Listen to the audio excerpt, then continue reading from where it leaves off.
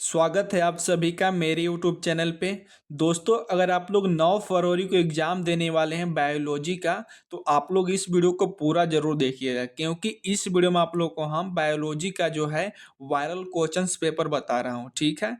यानी कि जो क्वेश्चंस आपके एग्ज़ाम में पूछे जाएंगे 9 फरवरी को, सेम टू सेम वही क्वेश्चंस मैं इस वीडियो में बताया हूँ आप लोग को। इस वीडियो को अगर आप लोग देख के जाते हैं तो आप लोग को 100% बता रहा हूँ कि क्वेश्चन जो मैं यहाँ पे बताया हूँ सेम टू सेम वही क्वेश्चंस आएगा, ठीक है?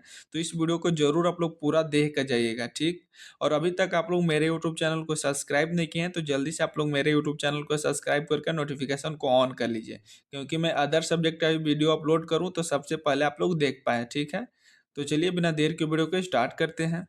प्रश्न संख्या 1 से 25 तक बहुविकल्पीय प्रकार हैं। प्रत्येक प्रश्न के 4 विकल्प हैं। सही विकल्प का चयन करें, उत्तर पुस्तिका में लिखें। तो देखिए फर्स्ट क्वेश्चन से यहाँ पे दिया हुआ है, the phenotype and genotype ratio is same means 1:2:1 इन। पूछ रहा है यहाँ पे कि फिनोटाइप और जीनोटाइप अनुपात समान अर्थात 1:2:1 होते हैं, किस में होते हैं?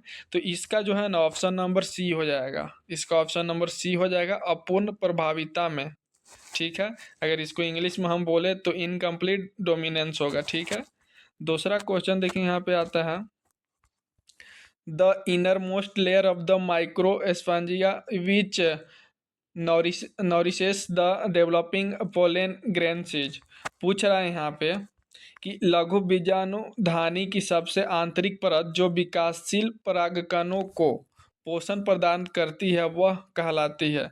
तो उसको हम लोग जो है टेपेटम कहते हैं। क्या कहते हैं? टेपेटम। तो इसका ऑप्शन नंबर सी हो जाएगा। यहाँ पे मैं आंसर को हाईलाइट कर दिया हूँ। ठीक है, तीसरा क्वेश्चन से IUD स्टैंड्स फॉर। यहाँ पे IUD का जो है यहाँ पे इसका मीनिंग पूछ रहा है, इसका फुल फॉर्म पूछ रहा है। तो इसका ऑप्शन नंबर बी हो जाएगा, इंट्रा यूट्राइन डिवाइस। ठीक है, अगर इसको हिंदी में बोलेंगे तो इसको बोलेंगे इंट्रा यूट्राइन डिवाइस। ठीक है, चौथा क्वेश्चन से यहाँ पे देखिए, which of the following is a substrate for DNA replication. यहाँ पे पूछ रहा है कि निम्नलिखित में से कौन DNA प्रतिकृति का क्रियाधार है? तो इसका ऑप्शन नंबर जो है चौथा हो जाएगा, डिऑक्सी राइबोन्यूक्लियोसाइड ट्राइफॉस्फेट। ठीक है, नेक्स्ट क्वेश्चन नंबर 5 देखिए, which of the following are homologous organs. पूछ रहा है यहाँ पे कि निम्नलिखित में से कौन सी संरचना समजात संरचना है?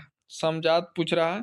तो इसका ऑप्शन नंबर सी हो जाएगा। इसका ऑप्शन नंबर सी हो जाएगा, बिल्ली का पंजा और घोड़े का अग्र अंग। ठीक है, नेक्स्ट क्वेश्चन नंबर 6 देखिए, the infective stage of malarial parasite in the salivary gland of mosquito is. यहाँ पे पूछ रहा है कि मच्छर की लार ग्रंथि में मलेरिया परजीवी के संक्रामक चरण होते हैं। तो इसका ऑप्शन नंबर बी हो जाएगा। यहाँ पे मैं हाईलाइट भी कर दिया हूँ। अगला क्वेश्चन देखिए, यहाँ पे स्टेटिन्स आर प्रोड्यूस्ड बाय। पूछ रहा है यहाँ पे कि स्टेटिन किसके द्वारा उत्पादित होता है? तो इसका ऑप्शन नंबर क्या हो जाएगा? दूसरा हो जाएगा, मोनस्क परफ्यूरिक्स के बाद। ठीक है, नेक्स्ट क्वेश्चन नंबर देखिए 8 देखिए, चलिए मैं इसको हिंदी में बता देता हूँ। जनसंख्या अंतःक्रिया जिसमें एक जीव लाभान्वित होता है और दूसरा प्रभावित नहीं होता उसे कहते हैं। तो उसको हम लोग स्वभोजिता कहते हैं। इसका ऑप्शन नंबर डी हो जाएगा। ठीक है, अगला क्वेश्चन देखिए, question number 9, the cell which provides nutrition to the developing germ cell in seminiferous tubules is. पूछ रहा है यहाँ पे, वह कोशिका जो शुक्र नलिकाओं में विकासशील जनन कोशिकाओं को पोषण प्रदान करती है उसको हम लोग क्या कहते हैं? तो उसको हम लोग सर्टोली कोशिका बोलते थे। इसका ऑप्शन नंबर क्या हो जाएगा? डी हो जाएगा, सर्टोली कोशिका। Next question number 10, as compared to DNA RNA is chemically. पूछ रहा है यहाँ पे कि DNA की तुलना में रासायनिक रूप से RNA है क्या है? तो इसका ऑप्शन नंबर सी हो जाएगा, अधिक क्रियाशील एवं कम स्थिर, यानी कि more reactive and less stable. ठीक है, क्वेश्चन नंबर 11 देखिए, what is the percentage of the photosynthetically active radiation in the incident solar radiation. पूछ रहा है यहाँ पे कि आपतित और सौर विकिरण में प्रकाश संश्लेषी रूप से सक्रिय विकिरण का प्रतिशत कितना होता है। तो इसका ऑप्शन नंबर डी हो जाएगा, 2 से 10% होता है। ठीक है। नेक्स्ट क्वेश्चन नंबर 12 देखिए, the conventional method of XC2 conservation includes. पूछ रहा है यहाँ पे कि वह स्थल संरक्षण के पारंपरिक तरीकों में शामिल है, क्या शामिल है। तो इसका ऑप्शन नंबर जो है सी हो जाएगा, यानी कि बॉटनिकल गार्डन्स भी शामिल है, पुरानी उद्यान भी शामिल है। तो इसका ऑप्शन नंबर सी हो जाएगा, ए और बी दोनों। ठीक है। नेक्स्ट क्वेश्चन नंबर 13 देखिए, the polymerase chain reaction is a technique use for. तो इसका ऑप्शन नंबर क्या हो जाएगा, ए हो जाएगा, एम्प्लीफिकेशन ऑफ डीएनए। यानी कि हिंदी में अगर इसको बोले हम, तो पॉलीमरेज चेन रिएक्शन एक तकनीक है जिसका उपयोग किया जाता है, किसके लिए किया जाता है। तो इसका ऑप्शन नंबर ए हो जाएगा, डीएनए के प्रवर्धन के लिए। ठीक है। नेक्स्ट क्वेश्चन नंबर 14 देखिए, एना बीना और नास्टक का उपयोग किया जाता है। एना बीना और नास्टा का उपयोग पूछ रहा है। तो इसका ऑप्शन नंबर डी हो जाएगा, जैव उर्वरक के रूप में। ठीक है। नेक्स्ट क्वेश्चन नंबर 15 है, the part of the gynoecium that determine that compatible nature of pollen is. पूछ रहा है यहाँ पे, स्त्री केसर का वह भाग जो पराग के अनुकूल प्रकृति का निर्धारण करता है वह कहलाता है। तो उसको हम लोग जो है वर्ती काग्र बोलते हैं। तो इसका ऑप्शन नंबर ए हो जाएगा। ठीक है। नेक्स्ट क्वेश्चन नंबर देखिए 16, which of the following is a test cross. यहाँ पे पूछ रहा है निम्नलिखित में से कौन जो है टेस्ट कोरोस है। तो इसका ऑप्शन नंबर जो है डी हो जाएगा। ठीक है। वही यहाँ पे बोला कि निम्न में से कौन सा परीक्षण संकरण है। तो इसका ऑप्शन नंबर डी हो जाएगा। नेक्स्ट है question number 17, human chronic gonna gonadotropin is secreted bye. पूछ रहा है यहाँ पे कि मानव जरायु गोनेडोट्रोपिन स्रावित होता है, किससे स्रावित होता है। तो इसका ऑप्शन नंबर बी हो जाएगा, अपरा द्वारा। ठीक है। नेक्स्ट क्वेश्चन नंबर 18 देखिए, incomplete dominance is observe in. तो इसका ऑप्शन नंबर बी हो जाएगा। हिंदी वालों के लिए देखिए बोला जा रहा है कि अपूर्ण प्रभाविता पाया जाता है, किसमें पाया जाता है। तो इसका ऑप्शन नंबर बी हो जाएगा, स्नैपड्रैगन में। ठीक है। नेक्स्ट क्वेश्चन नंबर 19 देखिए, which of the following are three codons which results in the termination of polypeptide chain synthesis. तो इसका ऑप्शन नंबर ए हो जाएगा। ठीक है। हिंदी वालों के लिए, निम्नलिखित में से कौन तीन कूट हैं जो पॉलीपेप्टाइड श्रृंखला के संश्लेषण का समापन करता है। तो इसका ऑप्शन नंबर क्या हो जाएगा, ए हो जाएगा। नेक्स्ट है यहाँ पे देखिए question number 20, S.L. Miller conducted an experiment in 1953 to support the. पूछ रहा है यहाँ पे, S.L. मिलर ने किस सिद्धांत के समर्थन में 1953 में प्रयोग किया था। तो इसका ऑप्शन नंबर जो है सी हो जाएगा, जीवन का रासायनिक विकास। ठीक है। नेक्स्ट क्वेश्चन नंबर 21 देखिए, the first clinical gene therapy was given for treating. पूछ रहे हैं यहाँ पे, पहला नैदानिक जीन थेरेपी किसके इलाज के लिए दी गई थी। तो इसका ऑप्शन नंबर डी हो जाएगा, एडीए की कमी। ठीक है। नेक्स्ट क्वेश्चन नंबर 22 देखिए, organism that can maintain a constant internal temperature are called as. पूछ रहे हैं यहाँ पे देखिए कि वे जीव जो स्थिर आंतरिक तापमान बनाए रखते हैं कहलाते हैं, क्या कहलाते हैं। तो उसको हम लोग समतापी बोलते हैं। ठीक है। उसको इंग्लिश में जो हम लोग होमोथर्मिक बोलते हैं, होम्योथर्मिक। ठीक है। नेक्स्ट क्वेश्चन नंबर 23 देखिए, in case of bam HI H represent. यहाँ पे एच पूछ रहा है, एच क्या है। तो इसका ऑप्शन नंबर डी हो जाएगा, एच यहाँ पे स्ट्रेन है। ठीक है। वही यहाँ पे पूछ रहा है, बाम HI के मामले में एच दर्शाता है, एच क्या दर्शाता है। तो स्ट्रेन दर्शाता है। ठीक है। नेक्स्ट 24 देखिए, मॉर्फिन इज ऑब्टेन फ्रॉम। पूछ रहा है मॉर्फिन कहाँ से ऑब्टेन किया जाता है। तो इसका ऑप्शन नंबर ए हो जाएगा, पॉपी प्लांट से। ठीक है। यहाँ पे वही बात है, मॉर्फिन का जो कहाँ प्राप्त किया जाता है, कहाँ से। तो खसखस के पौधे से, ठीक है ना। Next and last objective question है, देखिए, which of the following is considered as molecular scissors. पूछ रहा है निम्नलिखित में से किसे आणविक कैंची माना जाता है। तो इसका ऑप्शन नंबर बी हो जाएगा, रिस्ट्रिक्शन इंडोन्यूक्लियस को। ठीक है, इसका ऑप्शन नंबर क्या हो जाएगा, बी हो जाएगा, प्रतिबंब एंडोन्यूक्लियस। ठीक है, तो यहाँ तक मैं आप लोग को आज 25 ऑब्जेक्टिव क्वेश्चन बताया। इसके बाद अगर आप लोग और नीचे आएगा ना, तो यहाँ पे सब्जेक्टिव टाइप्स क्वेश्चन रहेगा। ठीक है, यहाँ पे देखिए दिया हुआ है सब्जेक्टिव टाइप क्वेश्चंस।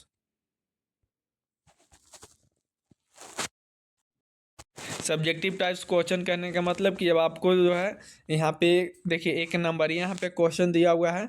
यहाँ पे देखिए बोला गया है आंसर एनी 7 क्वेश्चंस, यानी कि यहाँ पे देखिए 9 क्वेश्चंस यहाँ पे दिया हुआ रहेगा। टोटल 9 क्वेश्चंस में से आपको टोटल 7 क्वेश्चंस ही बनाना है, और प्रत्येक क्वेश्चंस का मार्क्स 1 नंबर का रहेगा। ठीक है, और उसको जो है वेरी शॉर्ट आंसर टाइप है, यहाँ पे देखिए लिखा हुआ है वेरी शॉर्ट आंसर टाइप, यानी कि आपको एक लाइन में इसका आंसर लिख देना होगा। तो चलिए मैं बताता हूँ इसको। तो इसके बाद यहाँ पे पूछा है क्वेश्चन नंबर 26, देखिए, who discover the first antibiotic, name the antibiotic. पूछ रहा है प्रथम एंटीबायोटिक की खोज किसने किया था, और एंटीबायोटिक का नाम पूछ रहा है। तो जो प्रथम एंटीबायोटिक खोज किए थे वो थे अलेक्जेंडर फ्लेमिंग।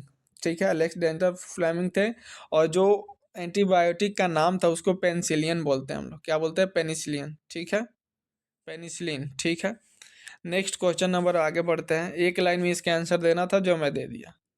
नेक्स्ट है 27 यहाँ पे, would you consider the wings of a butterfly and a bat as homologous of analogous. पूछ रहा है आप तितली और चमगादड़ के पंखों को समझाते या समरूप मानेंगे। तो हम जो है उसको समरूप मानेंगे। ठीक है, क्या मानेंगे, समरूप। यही पूछ रहा है कि आप तितली और चमगादड़ के पंखों को क्या मानेंगे, समझाते या समरूप। तो मैं समरूप मानूंगा, और इसका आंसर हो जाएगा वही समरूप। नेक्स्ट क्वेश्चन नंबर 28 देखिए, name of two most biodiversity rich zones of India. पूछ रहा है भारत के 2 सर्वाधिक जैव विविधता संपन्न क्षेत्रों का नाम बताइए। तो इसमें फर्स्ट हो गया द वेस्टर्न घाट्स, दूसरा हो गया द ईस्टर्न हिमालय। ठीक है, इसके आंसर आप लोग लिख लीजिएगा। ठीक है ना।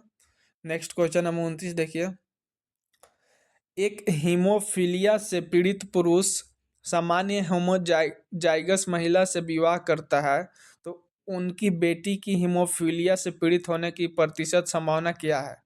तो उसका प्रतिशत जो संभावना है वो 0% नहीं होगा। ठीक है, नेक्स्ट क्वेश्चन नंबर 30 देखिए, name any two method of vectorless gene transfer. पूछ रहे हैं यहाँ पे वेक्टर रहित जीन स्थानांतरण की कोई 2 विधियाँ पूछ रहा है। तो फर्स्ट जो विधियाँ है वो माइक्रो इंजेक्शन है, और दूसरा जो है बायोलिस्टिक है। ठीक है, 2 विधि यहाँ पे पूछा था, 2 विधि में आप लोग को बता दिया। नेक्स्ट क्वेश्चन नंबर 31 देखिए, what does S shape the pattern of population growth represent. पूछ रहा है जनसंख्या वृद्धि का एस आकार का पैटर्न क्या दर्शाता है। तो इसका ऑप्शन नंबर, सॉरी, इसका आंसर हो जाएगा लॉजिस्टिक ग्रोथ। ग्रोथ यानी कि लॉजिस्टिक वृद्धि, यही पैटर्न दर्शाता है। ठीक है, एस आकार का पैटर्न यही दर्शाता है। नेक्स्ट है question number 32, why the testis in mammals descend into scrotum. पूछ रहा है स्तनधारियों में वृषण अंडाकोश क्यों उतर जाते हैं। तो इसका आंसर हो जाएगा to maintain a lower temperature for spermatogenesis. ठीक है, यही आंसर आप लोग लिख दीजिएगा, यानी कि शुक्राणु जनन के लिए कम तापमान बनाए रखने हेतु अंडकोश में उतर जाता है वृषण। ठीक है, नेक्स्ट क्वेश्चन नंबर 33 देखिए, यहाँ पे पूछ रहा है व्हाट इज प्राइमरी स्लज। पूछता है, तो यहाँ पे इसका आंसर होगा सॉलिड वेस्ट है, waste collected during primary sewage treatment, इसी को हम लोग बोलते हैं प्राइमरी स्लज। नेक्स्ट है question number 34, name the type of cells that produce बायोडीज। पूछ रहा है एंटीबॉडी उत्पन्न करने वाली कोशिकाओं के प्रकार का नाम बताइए। तो उसको हम लोग जो है बी प्लाज्मा सेल बोलते हैं। ठीक है, बी प्लाज्मा सेल, या उसको प्लाज्मा बी सेल बोलते हैं। तो यही इसका आंसर हो गया। ठीक है, तो यहाँ पे जो है short type very short time जो क्वेश्चन था वो ख़त्म हो गया। अब नेक्स्ट आता है शॉर्ट आंसर टाइप क्वेश्चंस, यानी कि इसको हम लोग बोलते हैं 3 नंबरिया, ठीक है। तो यहाँ पे 3 नंबर्स का क्वेश्चन दिया हुआ है, जो कि छः, यहाँ पे 8 क्वेश्चन दिया हुआ रहेगा, जिसमें कि 8 में से आपको सिर्फ और सिर्फ 6 क्वेश्चंस को बनाना है। तो प्रत्येक क्वेश्चंस का मार्क्स 3 नंबर रहेगा। तो उसको जो है 150 शब्दों में लिखना है, ठीक है। तो थोड़ा दूसरे 5 5 लाइन के आसपास इसको लिखिएगा तो आपको 3 मार्क्स मिल जाएगा। तो यहाँ पे देखिए क्वेश्चन दे दिया गया है। मैं यहाँ पे आंसर नहीं दिया हूँ क्योंकि वीडियो लॉन्ग हो जाएगी, इसलिए मैं यहाँ पे आप लोगों को क्वेश्चन दे दिया हूँ। आप लोग इसका खुद से आंसर कर लीजिएगा। अगर जो लोग नहीं कर पाते हैं तो आप लोग कमेंट कीजिएगा, मैं इसका एक स्पेशल वीडियो बना के अपलोड कर दूंगा, ठीक है। तो यहाँ पे क्वेश्चन नंबर 35 दिया हुआ है, आप लोग इसको नोट्स कर लीजिएगा। यहाँ पे मादक ड्रग्स क्या है, किन्हीं 2 उदाहरण एवं उनके बुरे प्रभाव को लिखने के लिए बोला है। Question number 35। नेक्स्ट क्वेश्चन आते हैं, इसका भी आप लोग आंसर लिख लीजिएगा। यहाँ पे आप लोग इसका स्क्रीनशॉट ले लीजिए या वीडियो पॉज करके जो है क्वेश्चंस को लिख लीजिए। नेक्स्ट मैं क्वेश्चन अभी दिखाते जा रहा हूँ आप लोग को। नेक्स्ट यहाँ पे दिए गए चित्र में ए बी और सी की पहचान करना है। यहाँ पे चित्र देखिए दिया हुआ है, इस चित्र को देख करके पहचान करना है कि ए का क्या नाम है, बी का क्या नाम है और सी का क्या नाम है, ठीक है। नेक्स्ट क्वेश्चन नंबर 38 देखिए, differentiate between gene therapy and gene cloning cloning पूछ रहा है, जीन थेरेपी और जीन क्लोनिंग के बीच अंतर बताना है, ठीक है। नेक्स्ट क्वेश्चन नंबर 39 देखिए, right the full form of the flowing. यहाँ पे फुल फॉर्म पूछ रहा है, आईवीएफ का फुल फॉर्म क्या होता है, ठीक है। एमटीपी का फुल फॉर्म क्या होता है, एसटीडी का फुल फॉर्म क्या होता है, यहाँ पे आप लोग लिख दीजिएगा।